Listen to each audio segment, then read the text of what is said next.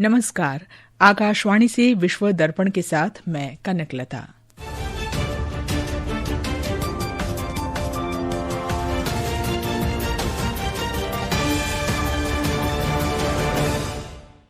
भारत ने नेपाल में अंतरिम सरकार के गठन का स्वागत किया। राष्ट्रपति रामचंद्र पौडेल ने प्रतिनिधि सभा को भंग किया। अगले साल 5 मार्च को चुनावों की घोषणा। वाणिज्य तथा उद्योग मंत्री पीयूष गोयल ने भारत यूरोपीय संघ मुक्त व्यापार समझौते में तेजी लाने के लिए यूरोपीय संघ के अधिकारियों से बातचीत की।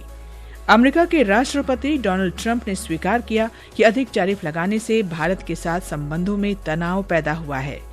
भारत ने संयुक्त राष्ट्र महासभा में फलस्तीन समस्या के समाधान के लिए द्विराष्ट्र प्रस्ताव के समर्थन में मतदान किया और खेलों में 20वीं विश्व एथलेटिक्स चैंपियनशिप जापान के टोक्यो में शुरू।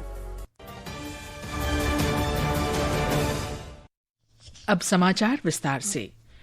नेपाल के राष्ट्रपति रामचंद्र पौडेल ने नवनियुक्त अंतरिम प्रधानमंत्री सुशीला कार्की की सिफारिश पर संसद के निचले सदन प्रतिनिधि सभा को भंग कर दिया है और अगले साल 5 मार्च को नए संसदीय चुनावों की घोषणा की है।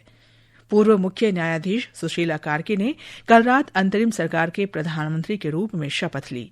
इसी के साथ सुशीला कार्की नेपाल की पहली महिला प्रधानमंत्री बन गई हैं। पिछले 3 दिन तक चली गहन चर्चा के बाद कल सुशीला कार्की को अंतरिम सरकार का प्रमुख नियुक्त किया गया। ये शपथ ग्रहण समारोह युवा प्रदर्शनकारियों के घातक और हिंसक प्रदर्शनों के बाद हुआ है। विरोध प्रदर्शन प्रमुख सोशल मीडिया प्लेटफॉर्म पर सरकारी प्रतिबंध और भ्रष्टाचार के खिलाफ गुस्से के कारण हुआ था। प्रधानमंत्री नरेंद्र मोदी ने सुशीला कार्की को नेपाल का प्रधानमंत्री चुने जाने पर शुभकामनाएं दी हैं।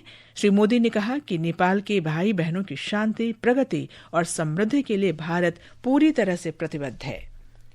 भारत ने नेपाल में श्रीमती सुशीला कार्की के नेतृत्व में नई अंतरिम सरकार के गठन का स्वागत किया है। विदेश मंत्रालय ने कहा कि इससे नेपाल में शांति और स्थिरता को बढ़ावा मिलेगा। मंत्रालय ने कहा कि एक निकट पड़ोसी, एक लोकतांत्रिक देश और दीर्घकालिक विकास साझेदार के रूप में भारत दोनों देशों के लोगों की भलाई और समृद्धि के लिए नेपाल के साथ मिलकर काम करना जारी रखेगा। बांग्लादेश में अगले साल आम चुनाव होंगे। अंतरिम सरकार में मुख्य सलाहकार के प्रेस सचिव शफीकुल आलम ने अगले वर्ष 15 फरवरी तक चुनाव कराने की घोषणा की। उन्होंने कहा कि राजनीतिक दलों के बीच मतभेद के बावजूद अंतरिम सरकार द्वारा निर्धारित कार्यक्रम के अनुसार ही चुनाव होंगे। प्रेस सचिव ने कहा कि ये चुनाव न केवल शासन का भविष्य तय करेगा, बल्कि आगामी चुनावों और बांग्लादेश की समग्र राजनीतिक व्यवस्था की नींव भी रखेगा। वाणिज्य और उद्योग मंत्री पीयूष गोयल ने कल नई दिल्ली में यूरोपीय संघ के व्यापार और आर्थिक सुरक्षा आयुक्त मारो सेफकोविक तथा यूरोपीय संघ के प्रतिनिधि मंडल से मुलाकात की। ये मुलाकात व्यापक मुक्त व्यापार समझौते को शीघ्रता से संपन्न कराने के प्रयासों के अंतर्गत हुई। श्री गोयल ने कहा कि दोनों पक्ष एक संतुलित और पारस्परिक रूप से लाभकारी समझौता कराने के लिए प्रतिबद्ध हैं। इससे पहले भारत यूरोपीय संघ मुक्त व्यापार समझौते पर संयुक्त मंत्रिस्तरीय व्यावसायिक संवाद में श्री गोयल ने कहा कि भारत यूरोप को एक विश्वसनीय साझेदार, अहम सहयोगी और समावेशी विकास के लिए प्रतिबद्ध मित्र मानता है। उन्होंने कहा कि भारत और यूरोपीय संघ एक दूसरे के पूरक हैं, न कि प्रतिस्पर्धी। विश्व दर्पण समाचार आकाशवाणी से प्रसारित किए जा रहे हैं। ताज़ा समाचार जानने के लिए आप हमारे social media handle @IR news Hindi को फॉलो कर सकते हैं। विश्व दर्पण में आपका फिर स्वागत है। अमेरिका के राष्ट्रपति डोनाल्ड ट्रंप ने कहा है कि रूस से तेल की खरीद के लिए भारत पर भारी शुल्क लगाने से दोनों देशों के संबंध तनावपूर्ण हो गए हैं, लेकिन उन्होंने दोनों देशों के बीच जारी व्यापार वार्ताओं पर सकारात्मक रुख अपनाया।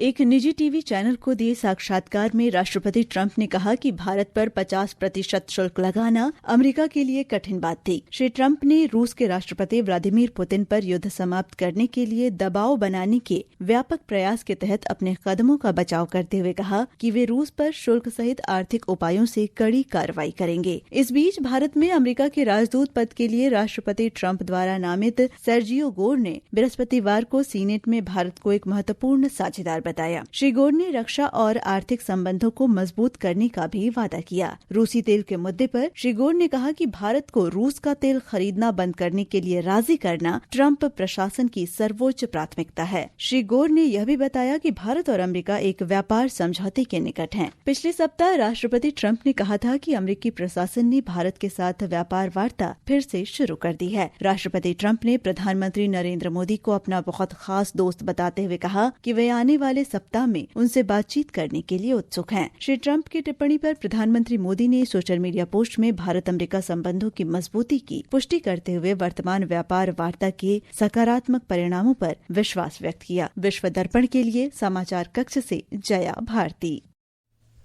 अमेरिका में प्रभावशाली रूढ़िवादी कार्यकर्ता चार्ली क्रिक की हत्या के सिलसिले में एक संदिग्ध व्यक्ति को हिरासत में लिया गया। यूटा के गवर्नर स्पेंसर कॉक्स ने बताया कि संदिग्ध की पहचान 22 वर्षीय टायलर रॉबिन्सन के रूप में की गई है, जो यूटा का ही रहने वाला है। अमेरिकी राष्ट्रपति डोनाल्ड ट्रंप के करीबी किर्क की यूटा वैली यूनिवर्सिटी में एक कार्यक्रम में गोली मारकर हत्या कर दी गई थी। गवर्नर कॉक्स ने कहा है कि जांचकर्ताओं का मानना है कि संदिग्ध ने अकेले ही इस घटना को अंजाम दिया, लेकिन आगे की जांच जारी है। भारत ने संयुक्त राष्ट्र महासभा में फलस्तीन मुद्दे के शांतिपूर्ण समाधान के क्रियान्वयन पर न्यूयॉर्क घोषणा के समर्थन वाले प्रस्ताव के पक्ष में मतदान किया है। एक रिपोर्ट। फ्रांस के इस प्रस्ताव के पक्ष में कल 142 देशों और विपक्ष में 10 देशों ने मतदान किया। 12 देशों ने मतदान में हिस्सा नहीं लिया। विरोध में मतदान करने वाले देशों में अर्जेंटीना, हंगरी, इसराइल और अमेरिका शामिल हैं। घोषणा में गाजा में युद्ध समाप्त करने, 2 देश समाधान के प्रभावी कार्यान्वयन के आधार पर इसराइल फिलिस्तीन संघर्ष का न्याय संगत, शांतिपूर्ण और स्थायी समाधान प्राप्त करने और क्षेत्र के सभी लोगों के लिए बेहतर भविष्य बनाने पर सहमति व्यक्त की। घोषणा पत्र में इसराइली नेतृत्व से एक संप्रभु और व्यवहार फिलिस्तीन देश सहित 2 देश के समाधान के लिए स्पष्ट सार्वजनिक प्रतिबद्धता जारी करने का आह्वान किया गया। विश्व दर्पण के लिए मैं मुकेश कुमार।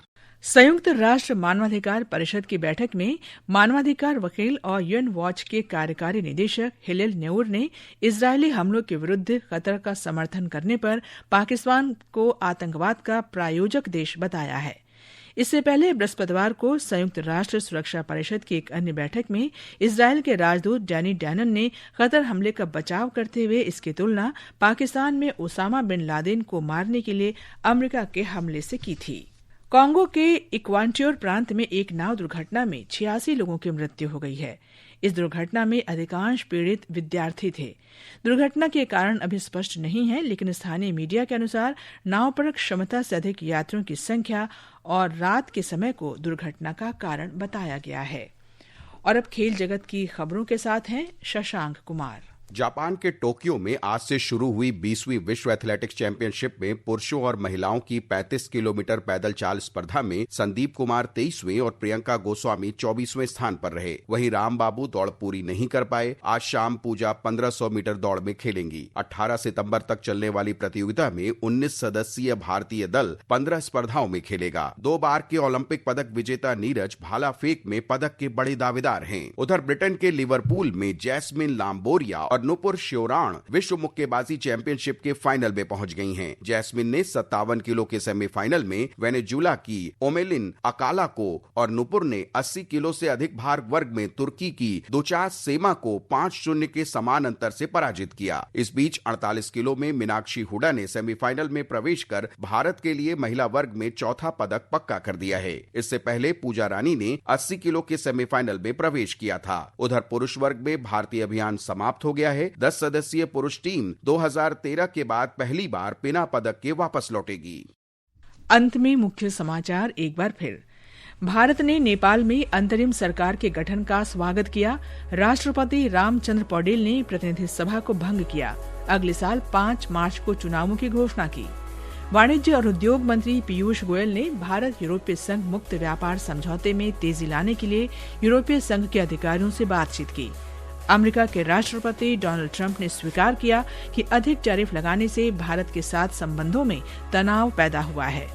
भारत ने संयुक्त राष्ट्र महासभा में फलस्तीन समस्या के समाधान के लिए द्विराष्ट्र प्रस्ताव के समर्थन में मतदान किया। और खेलों में 20वीं विश्व एथलेटिक्स चैंपियनशिप जापान के टोक्यो में शुरू। इसके साथ ही विश्व दर्पण का ये अंक समाप्त हुआ। नमस्कार।